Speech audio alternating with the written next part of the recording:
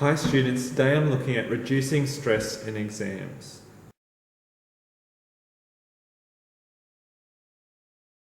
Signs of stress can range from many different things. Commonly people chew their fingernails.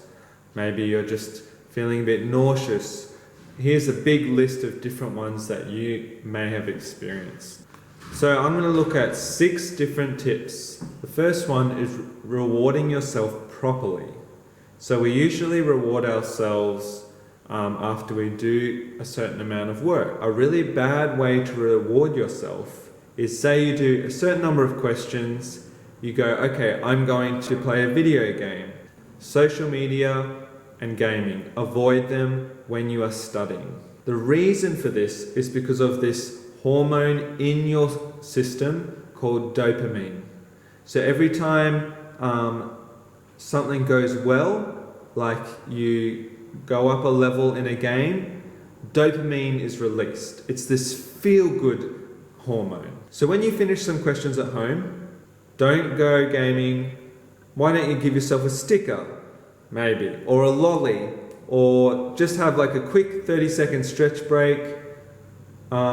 Think of something that you like, that's quick, easy, and gives you that dopamine hit without getting addicted to a game or social media and getting off your study habits. So that's the first tip. Second tip, get good sleep. There's this other hormone called melatonin, and that's really useful when it comes to sleeping well. And that kind of resets the body.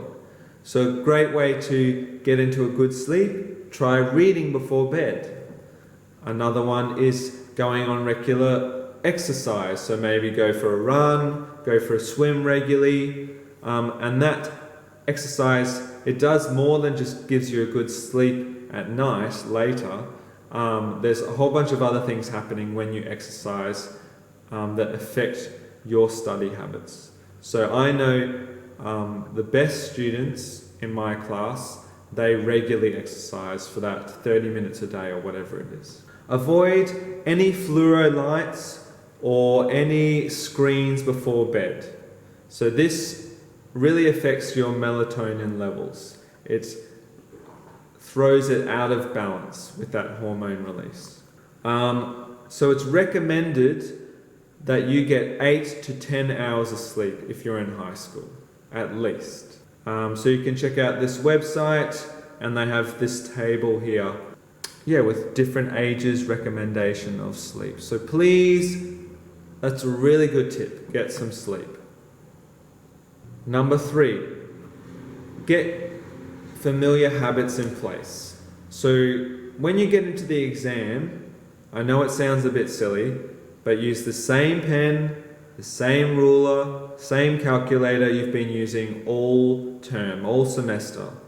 Use the same water bottle. Have a look at past exams so you get a look at the familiar layout. All of this familiarity can get rid of that stress because you're like, I'm using all of the same stuff I normally use. So I'm not going to be stressed because it's just another piece of paper, another test, just like all the other ones I've done.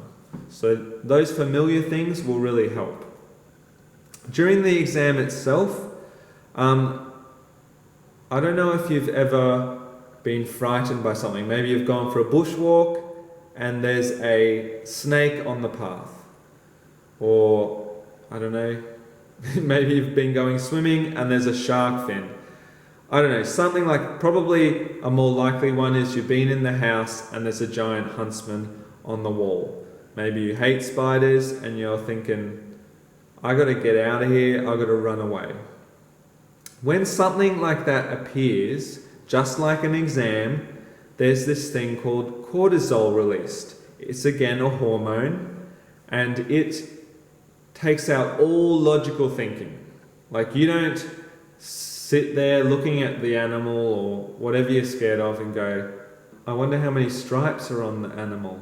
Oh, I wonder how many legs the animal has. You don't think about these things. You just think, I just need to get out of here, or I need to get rid of the animal. It's that instinct, that adrenaline, cortisol instinct. And this happens on the exam as well.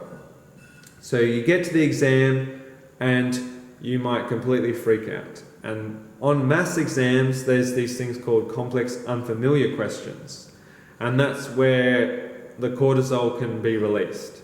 So to manage the cortisol, a great way to do that is to smile or to think of a joke. So you could, before the exam, think of like some memes for each of the topics. So when you get to that question, you're like, oh, I know a joke about this question, and that will help you relax a little bit. I mean, other ways is like taking a deep breath. Just when you get to those kind of stressful questions and you're not thinking clearly. So here's some examples of, I don't know, terrible memes I found. Maybe they'll help you. The fifth tip is long-term practices. Maths, science, pretty much most subjects, they have these long-term exams that you have to retain lots of knowledge, particularly in maths. And maths, you'll do lots of different topics and you're expected to remember them over a long period of time.